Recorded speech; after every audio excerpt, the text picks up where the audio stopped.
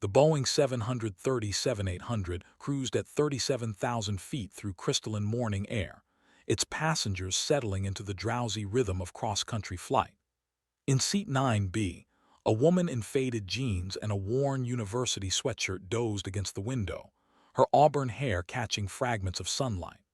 The flight attendants had noted her during boarding, quiet, polite, carrying herself with an understated precision that suggested military background. Nothing more than an educated guess based on posture and the way she stowed her carry-on with practiced efficiency. The cockpit radio crackled to life at 8:47 hours, cutting through Captain Morrison's casual conversation about weekend fishing plans.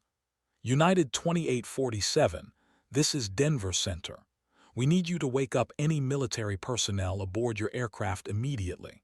Repeat, locate any current or former military personnel and bring them to the cockpit. First Officer Jessica Park exchanged glances with Morrison. In 12 years of commercial aviation, neither had heard such a request.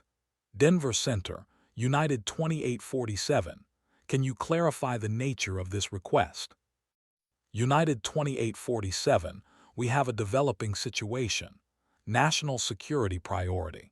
We need to speak with your senior military passenger immediately. The urgency in the controller's voice sent ice through Morrison's veins. He keyed the intercom. Flight attendants to the cockpit immediately. Sarah, the lead flight attendant, appeared within seconds, her professional smile replaced by concern. What's happening, Captain? We need to find any military personnel on board. Active duty or veteran doesn't matter. National security issue. Sarah's mind raced through the passenger manifest. There's maybe a dozen possibilities based on appearance, but nobody identified themselves during boarding. We'll have to make an announcement. Do it quietly, Morrison ordered. We don't want to panic the cabin. As Sarah moved through the aisles, the woman in 9B stirred slightly, her eyes remaining closed but her breathing pattern shifting almost imperceptibly. Years of combat training had taught her to monitor ambient sound even in sleep. The subtle change in the crew's movement patterns, the barely contained tension in their voices, something was wrong. The intercom crackled softly. Ladies and gentlemen, if you are current or former military personnel, please identify yourself to a flight attendant. We have an urgent communication from air traffic control. Several passengers raised their hands tentatively. A Navy petty officer in 14C, an Army sergeant in 23A, a Marine corporal traveling with his family. But the woman in 9B remained motionless, though her pulse had quickened. She recognized the careful phrasing, the controlled urgency. This wasn't routine. Through the aircraft's communication system, Denver Center's voice carried a weight that made experienced aviators nervous. United 2847, time is critical. We need your highest-ranking military passenger. There's been an incident. The woman in 9B opened her eyes. Commander Helena Vapor. Reyes had been trying to forget who she was for exactly 97 days. 97 days since she walked away from Nellis Air Force Base with her final evaluation report tucked into a manila envelope she'd never opened.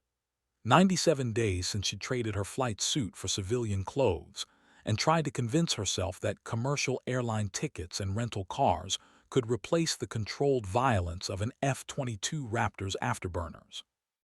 The call sign Vapor had stuck since flight school, earned during a training exercise when she'd made an entire squadron of senior pilots look foolish by disappearing into a cloud bank and emerging behind them like smoke through water.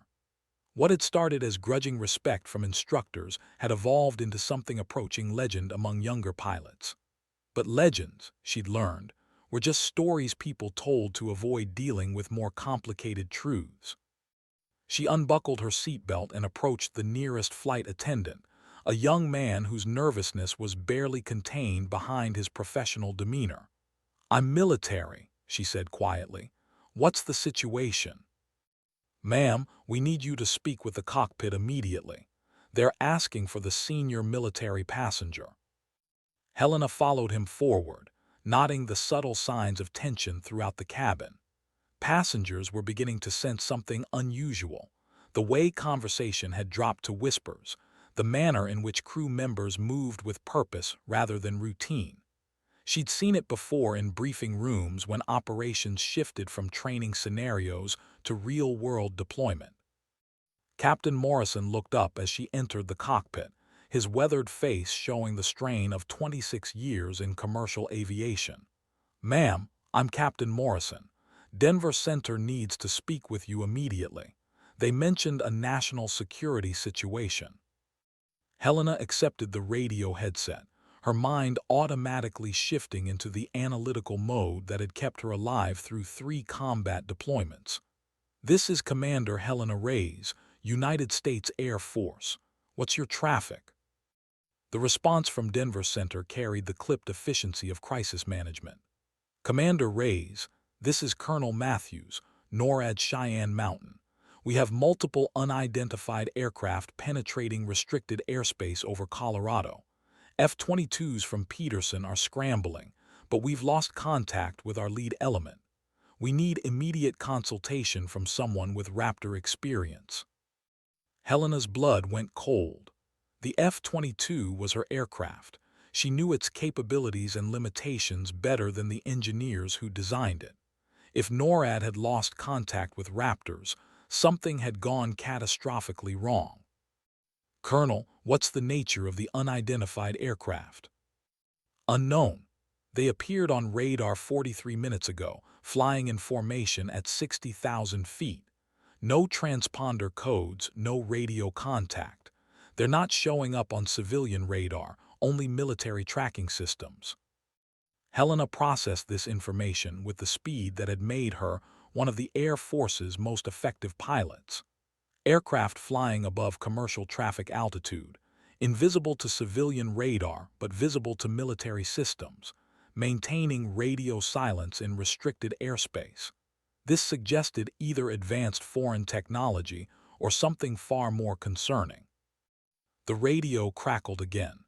"Commander, we're redirecting your flight to Denver International immediately. We need you on the ground for a full briefing." Captain Morrison's hands tightened on the controls. "Ma'am, what exactly are we dealing with here?" Helena looked through the cockpit windows at the endless expanse of Colorado sky, her trained eyes automatically scanning for aircraft that shouldn't be there. "Captain, I honestly don't know, but if they're scrambling F-22s and losing contact with them, we're dealing with something that shouldn't exist." As United 2847 began its descent toward Denver, Helena felt the familiar weight of responsibility settling across her shoulders. She'd left the Air Force to escape the burden of being the person everyone called when the impossible became reality. But 37,000 feet above Colorado, impossibility was finding her anyway. The unidentified aircraft continued their silent passage through restricted airspace, their presence on military radar screens representing a question that would reshape everything Helena thought she understood about the sky she'd once ruled. United 2847 touched down at Denver International at 9:34 hours, its normal approach vector altered by air traffic control to avoid civilian terminals. Instead, the aircraft was directed to a remote section of the airport where military vehicles waited like predators in the morning sun. Helena watched through the cockpit windows as black SUVs and an olive-drab communications truck formed a perimeter around their designated parking spot. Colonel Matthews emerged from the lead vehicle before the aircraft had fully stopped, his dress blues immaculate despite the early hour. Helena recognized the bearing immediately. Career military, probably flew combat missions himself before accepting a staff position at NORAD. The kind of officer who understood that rank meant responsibility, not privilege. "Commander Reyes," Matthews extended his hand as Helena descended the aircraft stairs. "Thank you for responding. We have a situation that frankly exceeds our current understanding." Helena shook his hand, nodding the firm grip and the slight callus on his right index finger that suggested he still flew when regulations permitted. "Colonel, What exactly am I looking at here? Matthews gestured toward the communications truck. 6 unidentified aircraft entered restricted airspace at 8:04 hours this morning. They're flying in perfect formation at 60,000 feet, maintaining radio silence and demonstrating flight characteristics that don't match any known aircraft in any military's inventory. As they walked toward the truck, Helena processed the implications. You mentioned losing contact with F-22s. What happened to them? 2 Raptors from Peterson launched at 8:21. They achieved radar lock at 40 miles, but when they closed to visual range, they went silent. No mayday, no emergency transponder signals. They simply stopped responding. The communications truck's interior was a marvel of military technology. Multiple screens displaying radar returns, radio equipment capable of monitoring every frequency used by military and civilian aviation, and tactical displays that painted a real-time picture of airspace over the entire Rocky Mountain region. Helena felt a familiar comfort in the organized complexity of it all. "Show me the radar picture," she requested. A young Air Force technical sergeant manipulated the controls, bringing up a display that made Helena's breath catch. 6 objects flying in a diamond formation, each maintaining precise spacing and altitude. Their radar returns were consistent with aircraft roughly the size of F-22s, but their flight path showed no deviation, no response to the intercepting fighters that had approached them. "Where are my Raptors now?" Helena asked. "Unknown," Matthews replied quietly. "They disappeared from radar approximately 15 minutes after visual contact." Helena studied the display with the analytical intensity that had made her legendary among fighter pilots. The unidentified aircraft weren't maneuvering defensively, weren't attempting to evade, weren't exhibiting any of the behaviors she'd expect from hostile foreign aircraft. They were simply there, flying with mechanical precision through the most heavily defended airspace in North America. "Have you attempted radio contact?" "Every frequency, every protocol. Military, civilian, international emergency channels. Nothing." The implications were staggering.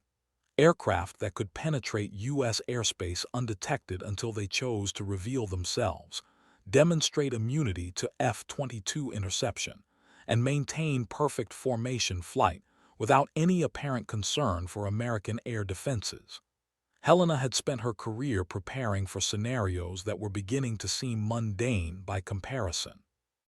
"Colonel, I need to see the intercept footage." Matthews nodded to the technical sergeant, who activated a large monitor displaying gun camera footage from the lead F-22.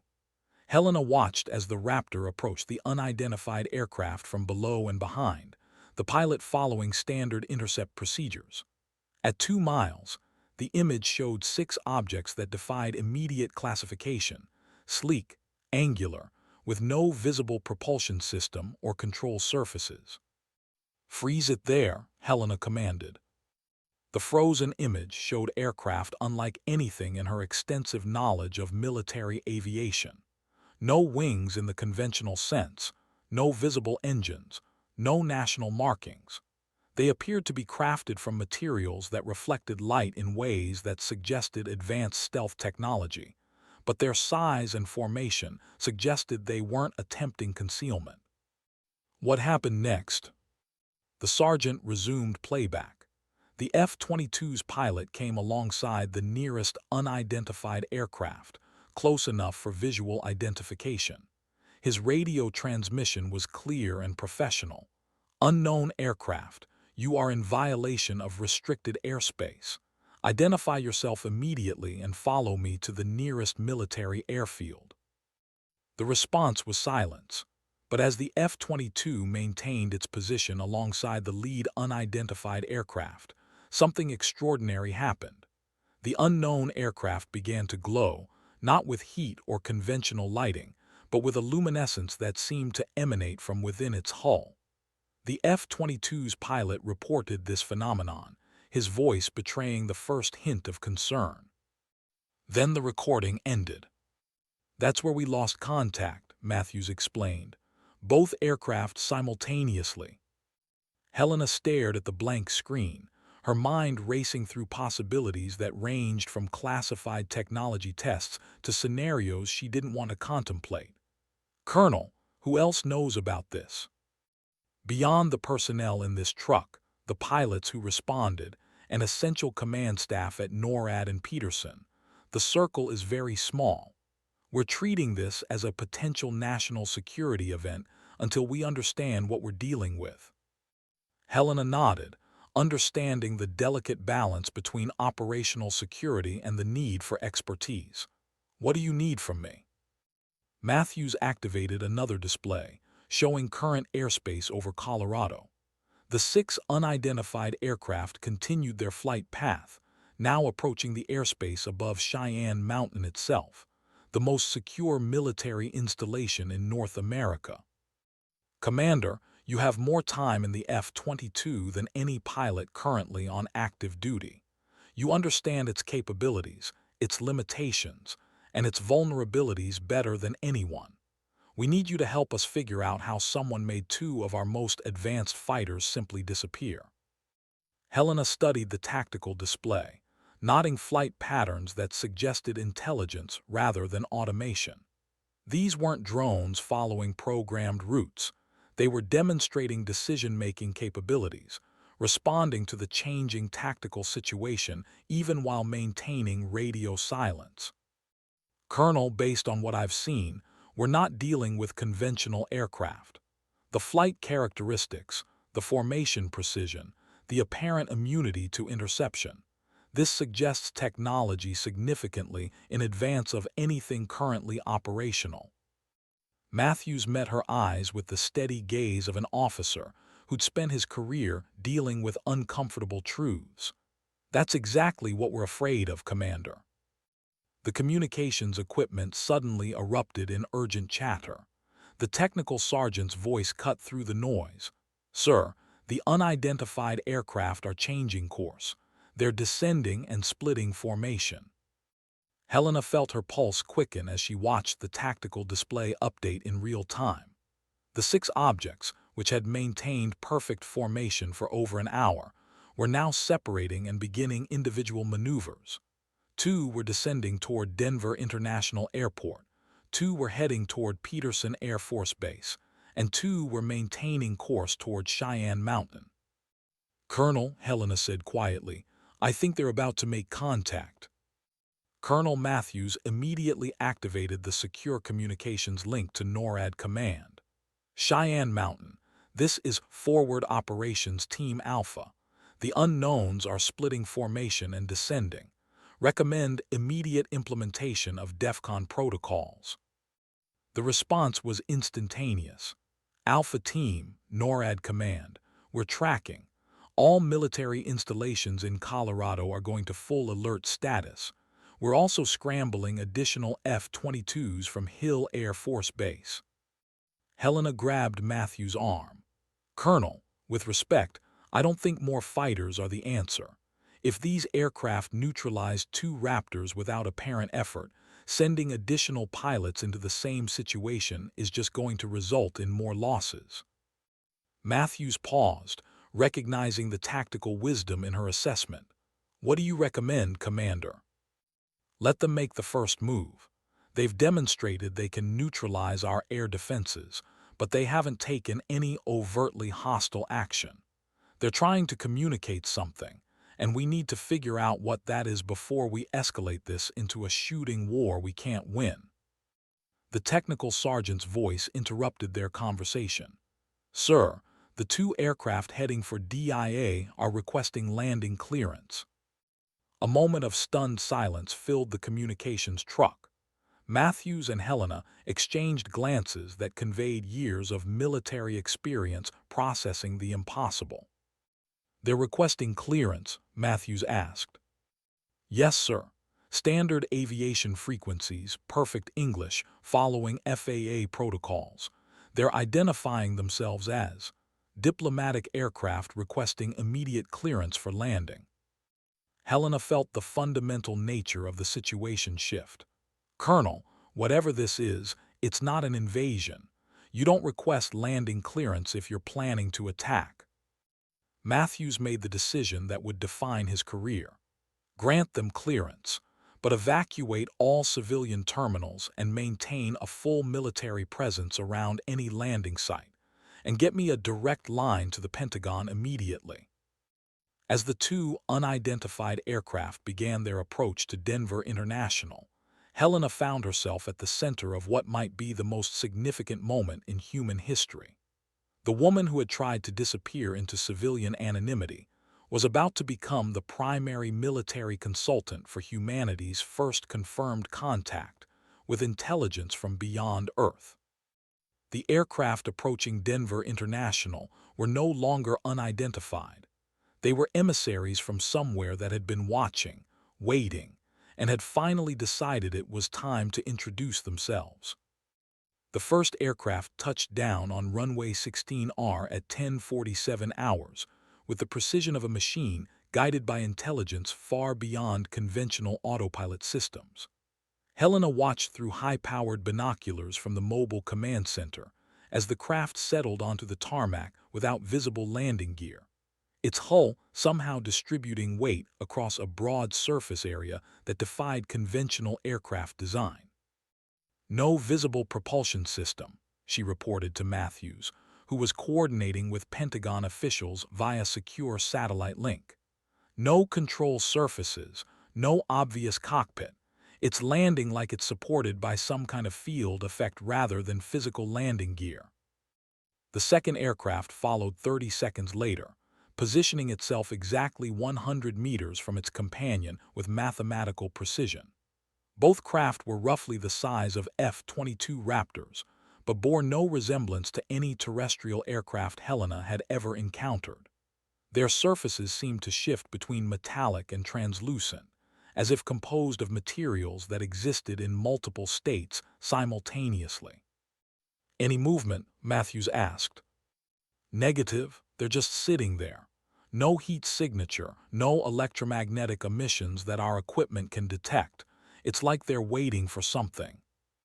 The radio crackled with traffic from Peterson Air Force Base and Cheyenne Mountain, where similar landings were occurring simultaneously. The coordination was perfect: 6 aircraft, 3 locations, identical procedures.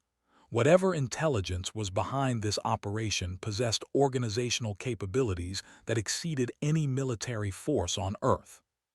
"Commander Reyes," Matthews handed her a secure phone. "General Harrison at the Pentagon wants to speak with you directly." Helena accepted the phone, recognizing the weight of the moment. "General, this is Commander Reyes." "Commander, I've been briefed on your background. Right now, you're our senior expert on advanced aircraft systems, and you're on the ground at what appears to be humanity's first contact with extraterrestrial intelligence. I need your assessment." Helena chose her words carefully. "Sir, based on observed flight characteristics and landing procedures, we're dealing with technology that operates on principles we don't understand. These aircraft demonstrate capabilities that violate our current understanding of physics, but they're following recognizable patterns of intelligence and organization." "Are they hostile?" "Unknown, sir. But they've had multiple opportunities to demonstrate hostile intent, and instead they've followed diplomatic protocols.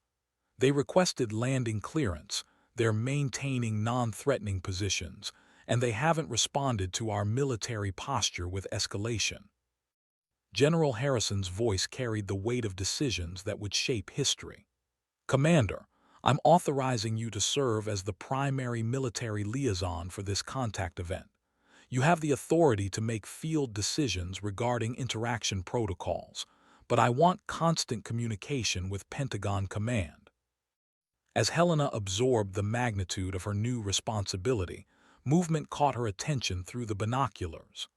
A section of the nearest aircraft's hull was becoming transparent, revealing an interior space bathed in soft, blue-white light. "General, something's happening. One of the aircraft is opening." The opening expanded until it resembled a conventional aircraft door, though it maintained the same translucent quality as the hull itself. Helena could see movement inside, shapes that suggested occupants preparing for disembarkation. "Colonel Matthews," she handed back the phone, "I need to get closer." "Absolutely not, Commander. We maintain safe distance until we know what we're dealing with." Helena understood his caution, but her instincts told her this was a moment that required courage rather than fear. "Colonel, if they wanted to harm us, they could have done so already. They've demonstrated technology that makes our air defenses irrelevant. The fact that they're following diplomatic protocols suggests they want peaceful contact." Before Matthews could respond, the first figure emerged from the aircraft. Helena adjusted her binoculars, struggling to process what she was seeing. The being was humanoid but clearly not human, taller than average, with proportions that suggested evolution under different gravitational conditions. Its skin had a translucent quality similar to the aircraft's hull, and its movements demonstrated grace that seemed to defy the constraints of physical existence. "Are you seeing this?" Matthews asked, his own binoculars trained on the aircraft. "I see it, but I'm not sure I believe it." The being moved to a position approximately 10 meters from the aircraft and stopped, clearly waiting. As Helena watched, it raised what appeared to be an arm in a gesture that seemed unmistakably peaceful, a universal sign of non-hostile intent. "Commander," the technical sergeant's voice carried excitement and terror in equal measure, "I'm receiving a transmission. Same frequency as their landing request, but this time it's directed specifically to you." Helena felt reality shift around her as she accepted the radio headset. "This is Commander Helena Reyes, United States Air Force." The response came in perfect English, spoken with an accent that seemed to incorporate elements from multiple human languages. "Commander Reyes, I am Ambassador Kalin of the Confederation Council. We have been monitoring your species' development for many years, and we believe the time has come for formal contact." Helena's training kicked in, overriding the existential shock of the moment. "Ambassador Kalin, welcome to Earth. What is the nature of your visit?" "We come seeking dialogue regarding your species' recent technological developments and their implications for the broader galactic community. Your advancement in nuclear technology and space exploration has reached thresholds that require coordination with existing interstellar protocols." Matthews gestured for Helena to mute the transmission. "Commander, this is beyond anything we prepared for. I'm getting reports that identical conversations are taking place at Peterson and Cheyenne Mountain simultaneously." Helena nodded, understanding that they were part of a carefully orchestrated first contact scenario. "Ambassador, we appreciate your peaceful approach. What would you consider appropriate next steps for this dialogue?" "We propose a formal meeting between your military leadership and our diplomatic corps.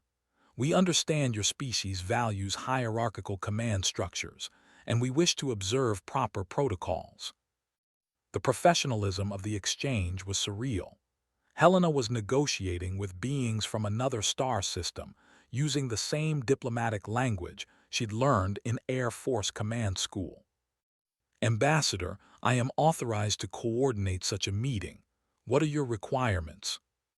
"We require a senior military representative with authority to make decisions on behalf of your global defense networks. We have studied your organizational structures and believe you possess the necessary qualifications for such representation." Helena realized with growing amazement that they had specifically requested her involvement.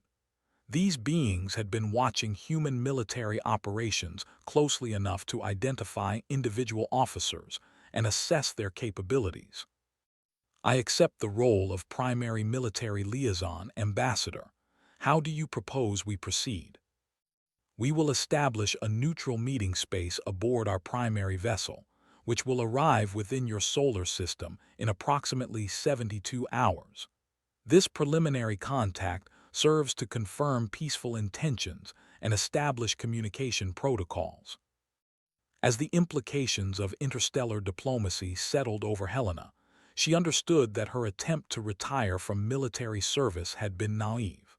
The universe, it seemed, had other plans for the pilot who had once ruled Earth's skies and was now being asked to represent humanity among the stars. The next 72 hours would determine whether humanity was ready to join a larger galactic community, or whether Earth would remain an isolated world under interstellar quarantine. The secure briefing room at Peterson Air Force Base had been converted into humanity's first interstellar diplomatic center within 6 hours of the initial contact. Helena found herself seated at a conference table, surrounded by military officers, whose combined experience represented the pinnacle of human military expertise. Yet none of them had ever imagined preparing for negotiations with representatives from another star system. General Harrison had flown in from the Pentagon, accompanied by specialists in linguistics, psychology, and theoretical physics. The CIA had contributed their best analysts, while representatives from allied nations participated via encrypted video links. Despite the gathering of expertise, Helena realized that her practical experience with advanced aerospace technology made her uniquely qualified to understand the visitors' capabilities. "Commander," General Harrison addressed her with the respect due someone who had become humanity's primary contact with an alien civilization, "what's your assessment of their intentions?" Helena consulted her notes, compiled after 3 extended conversations with Ambassador Kalin. "Sir, based on their approach protocols and communication style, I believe they're genuinely interested in peaceful contact. They've demonstrated superior technology but have used it defensively rather than aggressively. They're following diplomatic protocols that suggest long experience with first contact scenarios." Dr. Sarah Chen, the Pentagon's senior linguist, leaned forward. "Commander, what specific language did they use regarding these interstellar protocols they mentioned?" "They referred to something called the Confederation Council and suggested that our technological development has reached thresholds that require coordination with existing galactic governance structures. The implication is that there's already an established interstellar political system, and we're approaching the point where we need to be integrated into it." The room fell silent as the implications settled. Humanity was not alone in the universe, and furthermore, they were apparently relative newcomers to a galactic community that had been functioning without them for an unknown period of time. Admiral Rodriguez, representing Navy intelligence, asked the question everyone was considering. "Commander, what happens if we decline to participate in these protocols?" Helena had posed the same question to Ambassador Kalin during their second conversation. The ambassador suggested that non-participation would result in protective isolation until our species demonstrates readiness for interstellar contact. "Based on the technology they've demonstrated, I believe they have the capability to enforce such isolation indefinitely." General Harrison stood and moved to a tactical display showing current positions of the alien aircraft. "So we're looking at a choice between joining their interstellar community or being quarantined on our own planet." "That appears to be the situation, sir." The secure communication system activated, indicating an incoming transmission from Ambassador Kalin. Helena had been designated as the primary communication interface, a role that felt surreal but necessary. "Commander Reyes," the ambassador's voice carried its characteristic blend of authority and unfamiliar acoustics, "we have completed our initial assessment of your species' military capabilities and social structures. We are prepared to proceed with the formal diplomatic meeting." Helena activated her microphone. "Ambassador, we are ready to participate in such a meeting. What are your requirements?" "Our primary vessel will achieve orbit around your planet in 18 hours. We will establish a neutral meeting environment aboard this vessel, accessible by your atmospheric transport systems. We require 3 of your senior military representatives to participate in formal negotiations. General Harrison gestured for Helena to mute the transmission. Commander, this is it. We're looking at the most significant diplomatic event in human history, and you're our primary representative. Helena felt the weight of the moment settling on her shoulders like the familiar burden of mission responsibility she'd carried throughout her military career. Sir, I understand the magnitude of the situation. Good. You'll be accompanied by General Morrison from Strategic Command and Admiral Chen from Pacific Fleet, but you're the lead negotiator. Helena reactivated the communication link. Ambassador, we accept your proposal. Commander Helena Reyes will serve as primary military representative, accompanied by 2 senior officers. How do we reach your vessel? We will provide transportation. Tomorrow at dawn, report to the location where we first established contact. Our diplomatic shuttle will transport you to the primary vessel. As the transmission ended, Helena realized that in less than 24 hours, she would become the first human being to board an extraterrestrial spacecraft for the purpose of interstellar diplomacy. The pilot who had once pushed the limits of Earth's atmosphere was about to venture into space representing the entire human species. General Harrison stood and addressed the assembled officers. Ladies and gentlemen, tomorrow we find out whether humanity is ready to become part of something larger than ourselves. Commander Reyes, the success of this mission rests on your shoulders. Helena nodded, understanding that her career had been preparing her for this moment. Every flight test, every combat mission, every decision under pressure had been training for the ultimate test of representing humanity among the stars. That night, as she reviewed everything known about the visitors, Helena realized that the call sign Vapor had taken on new meaning.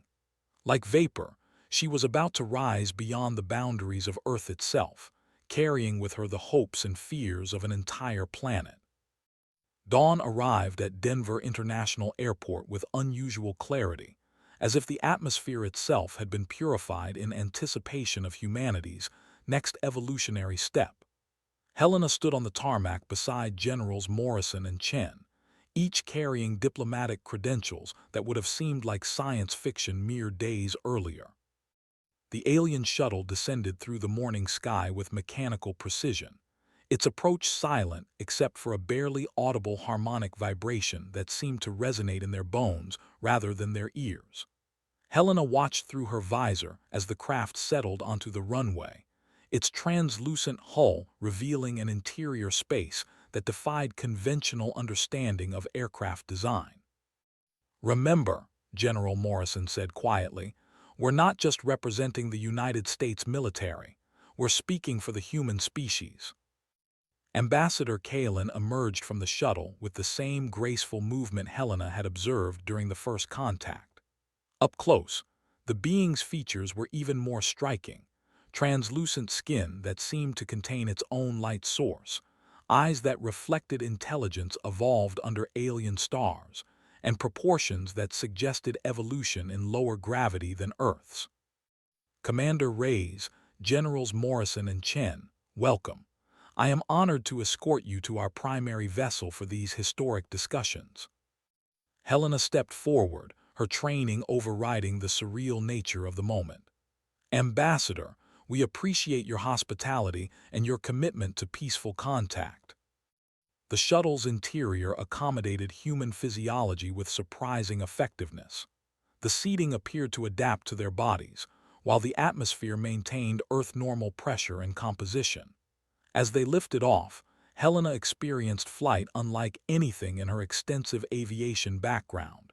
No sensation of acceleration, no turbulence, no mechanical vibration. Through the transparent hull, she watched Earth fall away below them with a perspective that would have required rockets and months of preparation under normal circumstances.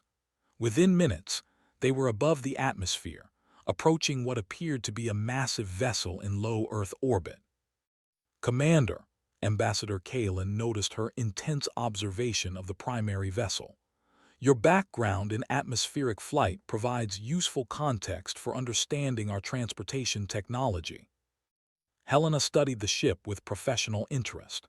It was enormous, easily the size of a naval aircraft carrier, but configured for three-dimensional maneuvering in vacuum rather than surface operations. Ambassador, your vessel represents engineering principles that exceed our current capabilities by centuries. Your assessment is accurate. However, your species has demonstrated the conceptual foundation necessary for such advancement. Your rocket technology, while primitive, shows understanding of reaction-based propulsion. Your jet aircraft, particularly the advanced fighters you have developed, demonstrate sophisticated materials science and aerodynamic principles. As they approached the primary vessel, Helena realized they were being evaluated not just as diplomatic representatives, but as examples of human technological potential. The aliens were assessing whether humanity possessed the intellectual foundation necessary for integration into interstellar civilization. The docking procedure was seamless, conducted entirely through field effects rather than mechanical connections. Within the primary vessel, they were escorted through corridors that seemed to extend far beyond the ship's apparent external dimensions, suggesting manipulation of space itself rather than conventional architecture. Commander Reyes, Ambassador Kalen paused before a massive transparent barrier that offered a view of Earth below. Before we begin formal negotiations, I want you to understand the perspective we bring to these discussions. Helena approached the observation deck, seeing her planet as the aliens saw it, a single world orbiting an unremarkable star in a galaxy containing billions of similar systems. The perspective was humbling and inspiring simultaneously. We represent the Confederation Council, which coordinates interaction between 17 species across 43 star systems. Earth is not unique in developing intelligent life, but your species has reached technological thresholds more rapidly than most. This acceleration presents both opportunities and risks. General Morrison joined Helena at the observation deck. What kind of risks, Ambassador? Nuclear technology, space exploration, artificial intelligence, quantum manipulation. Your species is developing capabilities that could affect interstellar stability within decades rather than centuries. The Council must determine whether humanity is ready for the responsibilities that accompany such power.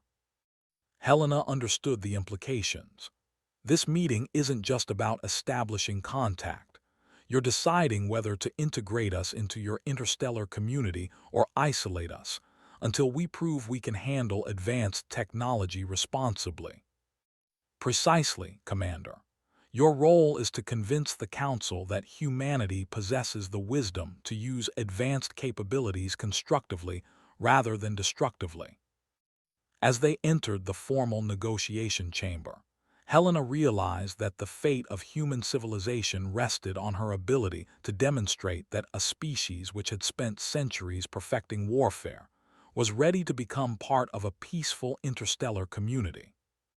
The negotiations were about to determine whether humanity would join the stars or remain confined to a single world under alien supervision.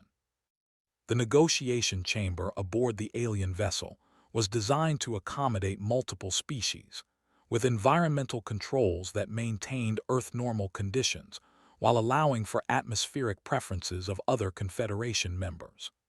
Helena found herself seated across from beings whose evolutionary paths had diverged from humanity millions of years ago, yet whose intelligence was immediately recognizable despite their alien features. Ambassador Kalen introduced the Council representatives with formal diplomatic protocol. Commander Reyes, this is Coordinator Thane of the Altarian Collective, Strategic Advisor Zara from the Vegan Systems Alliance, and Council Elder Mordian, representing the founding species of the Confederation. Helena acknowledged each representative with military precision, nodding that they studied her with the same analytical intensity she was applying to them.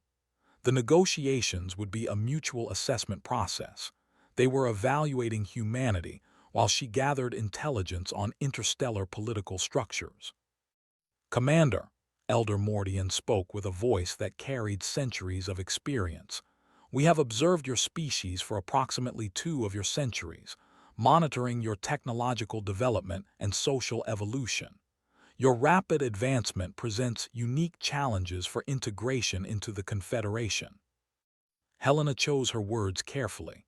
"Elder Mordian, we understand that our development may seem rapid from your perspective. What specific concerns does the Council have regarding human integration?" Coordinator Thane activated a holographic display that showed Earth's technological progression over the past 100 years. "Your species has progressed from powered flight to nuclear weapons to space exploration within a single century. Most species require 5 to 10 times longer to achieve similar advancement levels." Furthermore, Strategic Advisor Zara continued, "Your planet currently maintains multiple competing military organizations with nuclear capabilities. This represents the kind of instability that has resulted in species self-destruction in 12 documented cases within Confederation history." General Morrison leaned forward. "With respect, Advisor Zara, our military organizations exist for defensive purposes. The nuclear weapons you reference have served primarily as deterrents preventing larger conflicts." Elder Mordian's response carried patient authority. "General Morrison, we have observed 17 species make similar arguments. Of those, 5 achieved stable planetary governance and joined the Confederation. 12 destroyed themselves within decades of achieving interstellar capability." Helena recognized the statistical reality they faced. What factors determined which species succeeded in achieving stability? Unified planetary governance, elimination of resource-based conflicts, and demonstration of peaceful expansion into their local star systems, Coordinator Thane replied. "Your species currently exhibits none of these characteristics." The chamber fell silent as the implications settled. Humanity was being measured against criteria they had never known existed, evaluated for membership in a community that operated according to principles Earth had never considered. Strategic Advisor Zara activated another display showing interstellar trade routes, scientific collaboration networks, and defensive alliances spanning multiple star systems. The Confederation represents collaborative civilization on a scale your species has never imagined. Membership requires commitment to shared principles that transcend individual planetary interests. Helena studied the display with growing understanding. "What you're showing us is essentially a galactic United Nations with